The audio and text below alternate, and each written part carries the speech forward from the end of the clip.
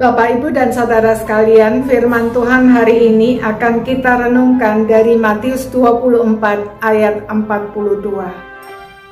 Karena itu berjaga-jagalah, sebab kamu tidak tahu pada hari mana Tuhanmu datang.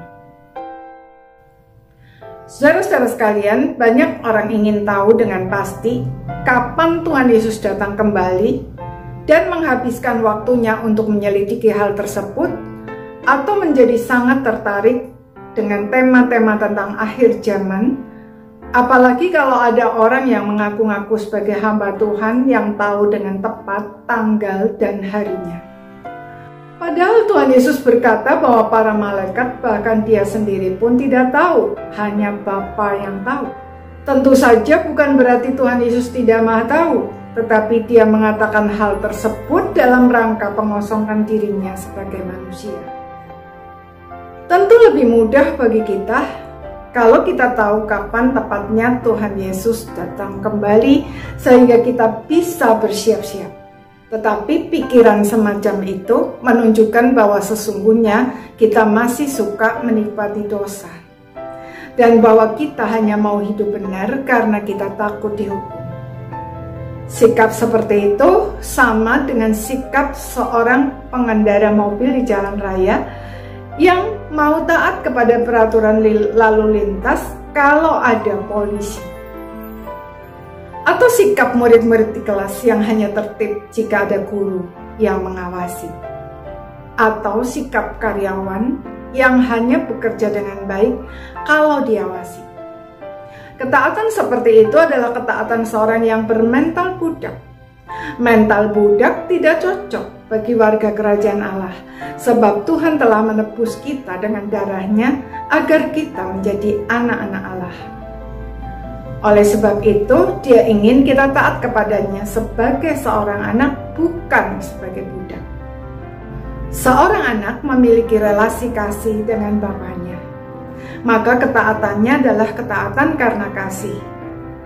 Sedangkan budak tidak memiliki relasi apa-apa dengan tuannya, maka ketaatannya hanyalah ketaatan mekanis, sama seperti mesin yang mau tidak mau harus taat. Tuhan Yesus tidak memberitahu kapan Dia akan datang kembali, justru untuk memberi ruang bagi kita bertumbuh di dalam ketaatan mekanis yang sudah terbiasa kita lakukan menjadi ketaatan seorang anak. Jika ternyata ketaatan kita masih merupakan ketaatan seorang budak, kita hanya perlu jujur terhadap diri sendiri, mengakuinya di hadapan Tuhan dengan tulus dan jujur, serta bertobat.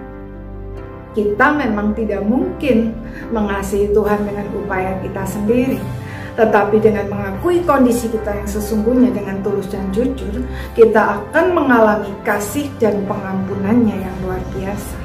Pengalaman akan kasih dan pengampunan Tuhan itulah yang mampu menumbuhkan kasih kita kepada Tuhan, sehingga kita dapat bertumbuh di dalam ketaatan sebagai anak.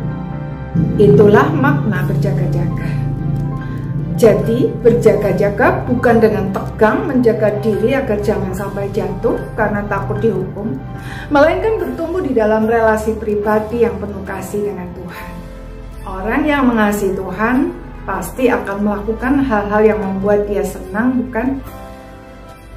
Bisa menyenangkan Tuhan yang telah mati bagi kita tentu bukan sesuatu yang memberatkan, melainkan justru mendatangkan sukacita yang luar biasa.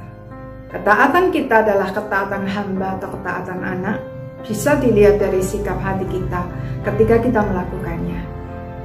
Kita melakukannya dengan sukacita atau justru merasa berat dan terpaksa. Kiranya Tuhan menolong kita untuk mentaati Dia sebagai seorang anak dan menikmati sukacita sebagai dampaknya. Amin.